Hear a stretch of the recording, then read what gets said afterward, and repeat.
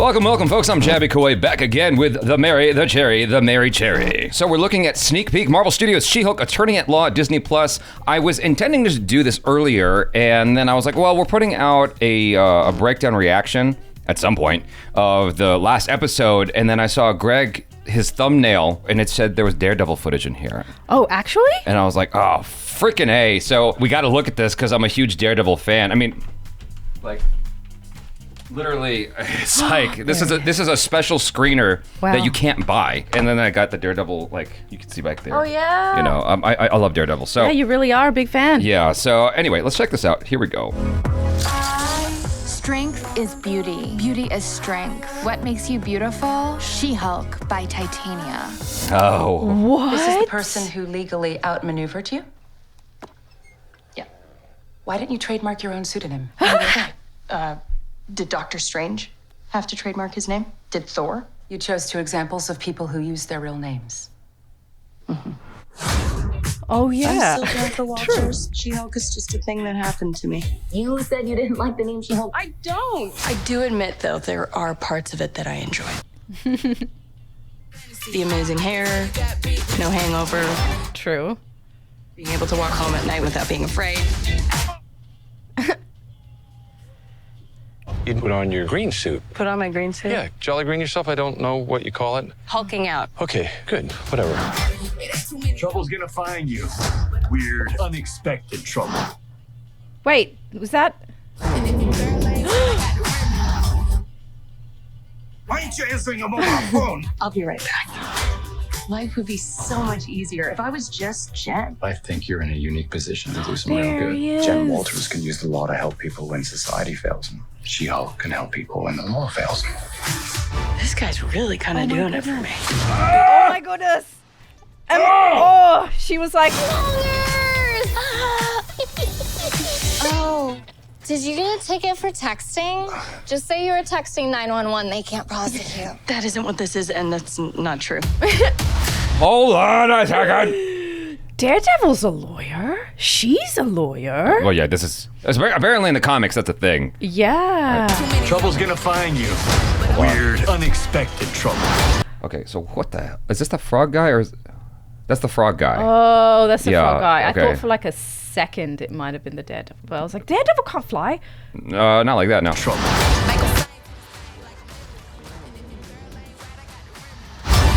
Hold on. I'm just like trying to pick apart the footage now. Okay. Yeah, it really flashes. What the hell is this? So then Abomination comes back and is partying. All right. Why aren't you answering a mobile phone? So they got obviously recycled footage from the previous episodes, which I guess this ad is not for people who have been watching. Yeah. This ad is for everybody else. Be right back. Life would be so much easier if I was. So that's the frog guy, right? Right there? Here. Is it? Who's that? I can't tell who that. Oh, I guess it's. It doesn't matter. It would be so much easier if I was just Jen. It's more likely Daredevil than the frog guy in that. I think you're in a unique position to do some real good. Well, that's Jen definitely Walters can use the law to help people when society fails, and She-Hulk can help people when the law fails. This guy's really kind of doing it for me. Okay, so one of my complaints with the show was that I have no idea where this is like headed. It's like there's no overarching thing that really matters to me as the audience. I don't know what the end of the world stakes are for her. Yeah. You know what I mean? Because when you're writing a story or a script, it doesn't need to be literally the end of the world. It has to be the end of the world for the main character. Yeah. Like what is the, the thing that she needs to do, or else it's the end of the world for her. I haven't seen that in the show yet. And people are like, well, it's a comedy. I'm like, no, but even in a comedy, you need some kind of structure to go off of. Yeah. And with the introduction of Daredevil, it seems like she's being given a focus. I'm hoping that in next week's episode, we finally see him, because with that in mind, it gives it direction that I feel like I need to really get into the show more. Yeah. You know what I mean? And maybe with Titania as well, I don't really know, because I haven't read the comics, right? Right. I don't know if she is a hero or a villain, or maybe she's somewhere in between. I think she's a villain. Yeah? Okay, so yeah, because she obviously... She just stole her identity, basically. Yeah, exactly, yeah. She stole her identity. She's obviously a flawed person, and you've just confirmed to me she is a villain. I I'm basing this off of like, I think she's a villain. Yeah. Okay. Yeah. We saw her in the first episode. She's obviously making a comeback. Yeah. If this is the biggest villain that the She-Hulk is facing, she's kind of been made as a bit of a joke, like a social media influencer kind of thing. I don't really take this villain super seriously. Do you know what I mean? Like some of the other villains that have been introduced in Marvel Cinematic Universe, they seem a lot crazier to me. Yeah, but the tone of the show is also quite different from everything else in the Marvel Cinematic Universe. That's also true. I suppose it could be that she's the main villain, or it could be that they're pulling a Twilight, where the main villain just hasn't been introduced yet until like the very last episode. Yeah, maybe. I mean, my reference there, in case you don't understand, in case you haven't seen Twilight, is the bad guys were not introduced until like 3/4 of the way into the movie. Right. It was like the main villains of the film were not introduced until well into the film. Right. And so maybe that's the same thing here. And maybe Titania's offsetting us so that we don't see the actual villain that is to come, and hopefully the stakes get higher. Or it could be that there's overlap with villains from other stories. Right. Yeah.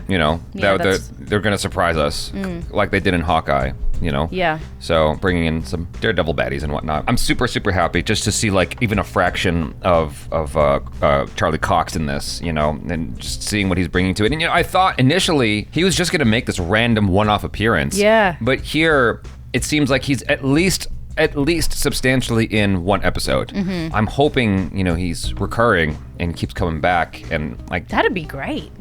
That'd be awesome. It would be. The bigger concern is the tone, because Daredevil's tone is so much different from She-Hulk's. Yeah, it's a lot darker. It's a lot deeper. Exactly. And I'm hoping that it doesn't feel like it's ruining Daredevil at all. That's, you know what I mean? Yeah, no, I get that. Especially because you're such a big fan. You don't want his character tarnished in any kind of way. Yeah. Yeah. Exactly. So that's what I'm looking forward to. It's got me excited, like a little girl. I'm like so happy. I thought it was very clever how they were remixing some of the footage from the previous episodes. I mean, I suppose that if you are someone who has been watching and you see this, if you're familiar with Marvel and Disney's methodology when it comes to marketing, I guess you can expect that new footage would show up, and you don't want them to give away all the stuff from the upcoming episodes. So perhaps it's good to remix it with stuff you've already seen. Mm-hmm. So I don't want to poo-poo on their method of introducing that. They get the new fans because the new fans, don't know what it's about, and it's like, oh my god, this is an exciting trailer. And then they also get the old fans because they're like, there could be some potential new footage, and there always is. Right, exactly. They get everyone.